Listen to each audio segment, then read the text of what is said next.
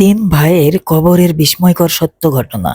একদা এক ব্যক্তি একটি উঁচু পাহাড়ি এলাকায় একটি কবরস্থানের পাশে দিয়ে যাচ্ছিলেন।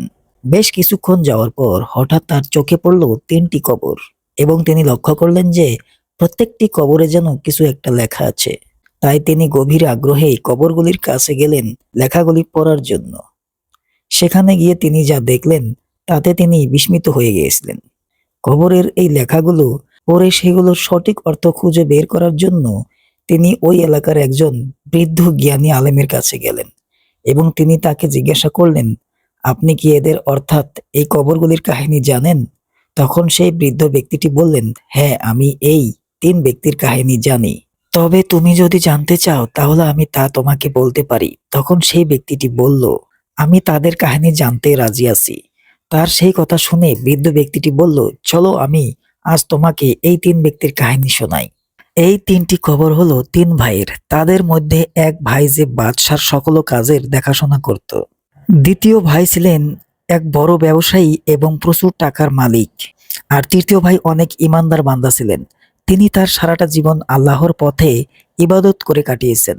হঠাৎ একদিন দুই ভাইয়ের কাছে তাদের ইমানদার ভাইয়ের অসুস্থের খবর এসে পৌঁছালো।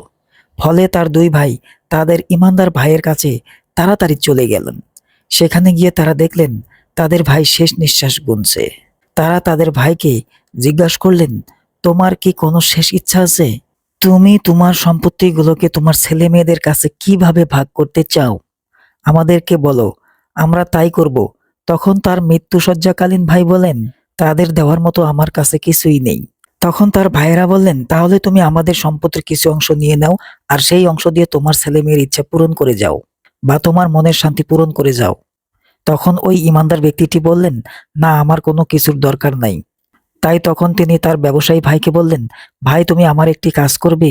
আমি যখন মৃত্যুবরণ করব আর আমাকে গোসল করানোর পর যখন কবর দেওয়া হবে, তখন আমার কবরের উপর লিখে দিবে যে পার্থিব বা দৈনন্দিন জীবনের সফলতা গ্রহণ কি কোনো কাজে আসতে পারে?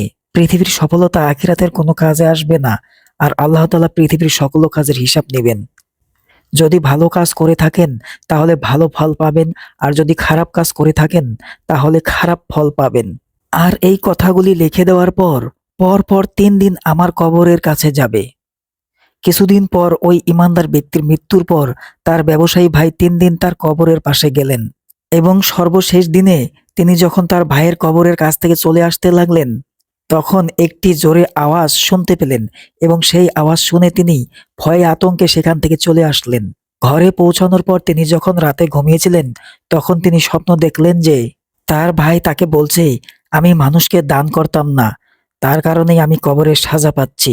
এই স্বপ্ন দেখার পর তিনি নিজের ধন সম্পদ সব বিলিয়ে দিয়ে, সব আরামায়েশ ত্যাগ করে দিয়ে আল্লাহর পথে ইবাদত করার জন্য মুসাফিরদের সাথে চলে গেলেন। তিনি এক জায়গা থেকে আরেক জায়গায় সফর করে বেড়াতেন।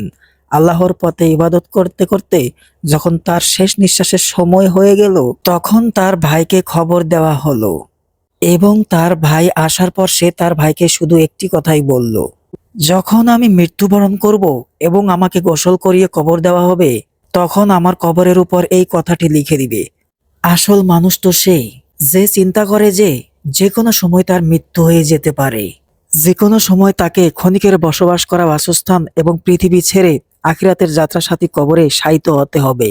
আর আমার মৃত্যুর ৩ দিন পর্যন্ত তুমি আমার কবরে সাক্ষাৎ করতে যাবে। ভাইয়ের মৃত্যুর পর তার কথা মতো তার ভাই ৩ দিন তার কবরে গেল, এবং শেষ দিন তার কবরে একটি শব্দ শুনতে পেল, এবং সেই শব্দ শোনার পর তিনি ভয়ে সেখান থেকে চলে আসলেন। বাড়ি আসার পর তিনি যখন ঘুমালেন, তখন তাকে স্বপ্ন দেখানো হলো যে তার ভাই তাকে বলছে, এই পৃথিবীর মায়া বেশি দিন করো না। ভাইয়ের এই কথা শুনে সে স্বপ্ন থেকে জেগে উঠল, এবং সে তার সন্তানদের সকল ধন সম্পত্তি বন্টন করে চলে গেল সাধারণ জীবন যাপনের জন্য। এইভাবে কিছুদিন কেটে যাওয়ার পর যখন তার জীবন প্রদীপ নিভে যাওয়ার পথে, তখন সেখানে সে তার ছেলেদের ডাকলো, এবং সে তার ছেলেকে বলল, আমি আমার দায়িত্ব পালন করেছি। বর্তমানে আর আমার কাছে কোনো কিছুই নাই যা তোমাদের দিতে পারবো। বাবা হিসাবে আমি শেষ ইচ্ছা তুমি আমার কবরে লিখে দিবে। ভয় হয় না কেন সেই সব মানুষদের যারা বুঝতে চায় না কিছুদিন পরে তাদের যৌবন বৃদ্ধে পরিণত হবে, শরীরের সকল চামড়া কুঁচকে যাবে। বাবার কথা মতো ছেলেটি তার বাবার কবরে কথাটি লিখে দিল এবং তার বাবা মারা যাওয়ার পর কয়েকদিন পরে রাতে সে তার ছেলের স্বপ্নে এসেছিল। তখন তার বাবা তার স্বপ্নে এসে তাকে জানিয়ে দিল, পৃথিবীতে তুমি তোমার সব কাজকর্ম সেরে নাও, যত পারো আল্লাহর ইবাদত করো, মানুষের মধ্যে দান করো এবং সৎ পথে চলো। প্রিয় ভিউয়ার্স, গল্পটি দ্বারা আপনারা কি বুঝলেন অবশ্যই কমেন্টে বলবেন। দেখা হবে পরবর্তী ভিডিওতে। ভালো থাকবেন, সুখে থাকবেন। আসসালামু আলাইকুম।